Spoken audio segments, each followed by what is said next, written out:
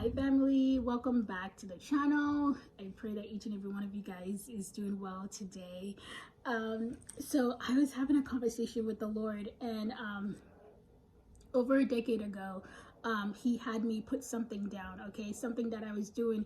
He told me to just pack it up, wrap it up, leave it alone, put it away, right? And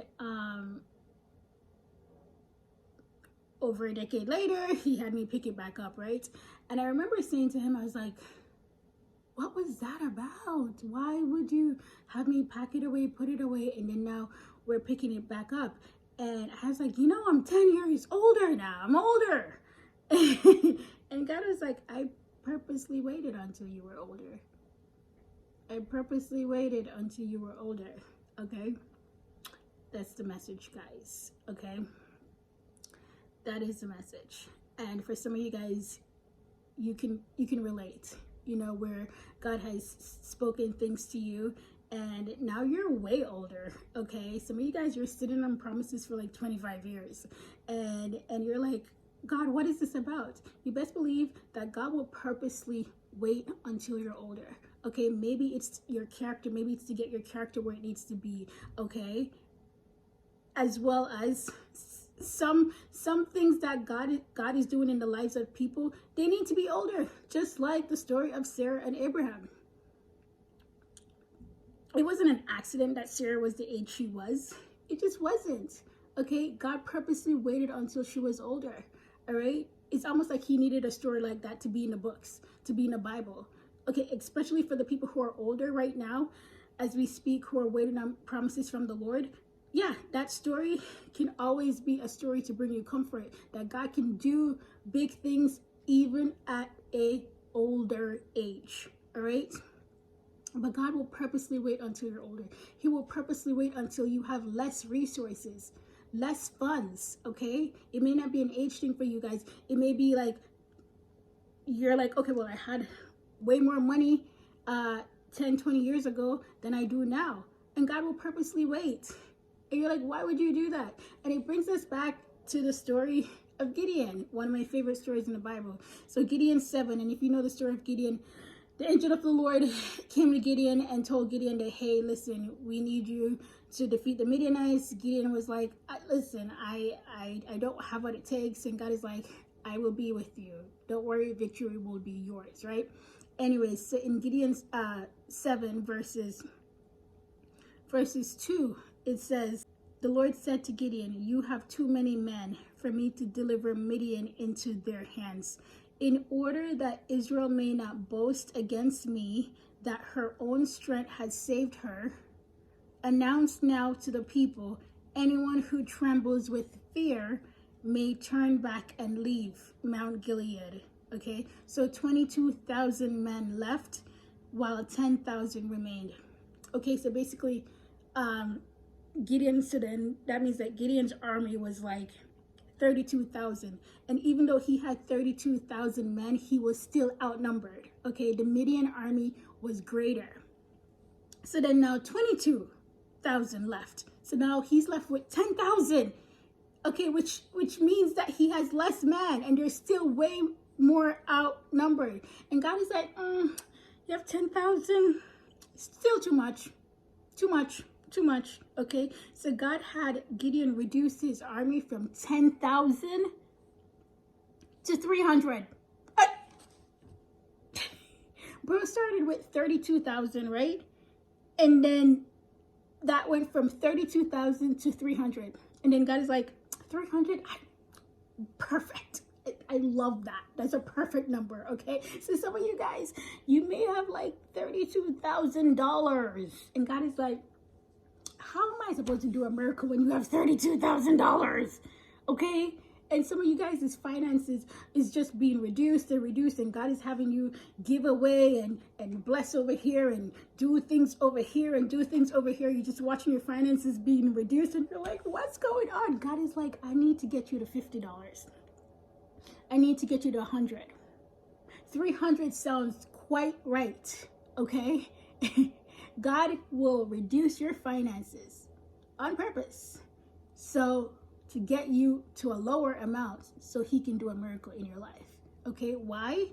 He said, just like he said with Gideon, he's like, I need you to reduce your army, because then in order that Israel may not boast against that her own strength has saved her. Okay? So in order for God to do a miracle in your life, you have to get to a place, a low place. So when he does what he does, okay, you cannot take credit for it. You cannot take credit for the things that God does in your life. Because Gideon's army being 300, when the Midianites' army was thousands, and did Gideon defeat the Midianites? He did. He defeated the Midianites with only 300 men and the strength of God. Okay? And when you're able to do that, you cannot take credit. All glory, all praise was given to God on that day. All right? It's the same way in your life, friends. God will wait until you're older. He will wait until you've lost some brain cells. You're like, how am I supposed to do this? I was smarter back then. Now I don't have what it took. You will go in his strength. He will strengthen you. Okay? He will wait until you have less resources, less finances. Okay? So he can do a miracle in your life. And I know some of you guys, you're like, okay, with the whole less finance, I pray that never reach me. Okay? You know, it can reach brother so-and-so over there, okay? And it can reach sister so-and-so. We'll pray for you, honey, but I pray it'll never reach me, right? Hey, listen, to reach his own, right? But yeah, God will wait, friends. He will wait until you're older. He will wait until you have less. He will wait until you're at a very low place. You know, some of you guys, you may have had a place to live before and now you're homeless. And God will wait until you're homeless. So he can actually do a miracle. He will wait until you're at the bottom. He will wait until you're down. He will wait until you're down. He will wait until you're defeated. He will wait until mentally you're not there. He'll wait. Because then you will clearly be able to see that it was his hands at work and not your own. We live in a world where people have taken credit, so much credit for the things that God has done in their life.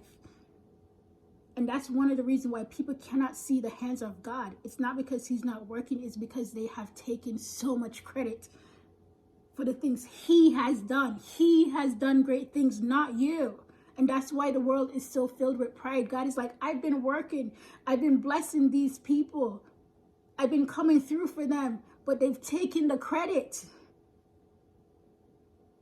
And then act like I don't exist. They've been taking the credit and acting like I don't exist.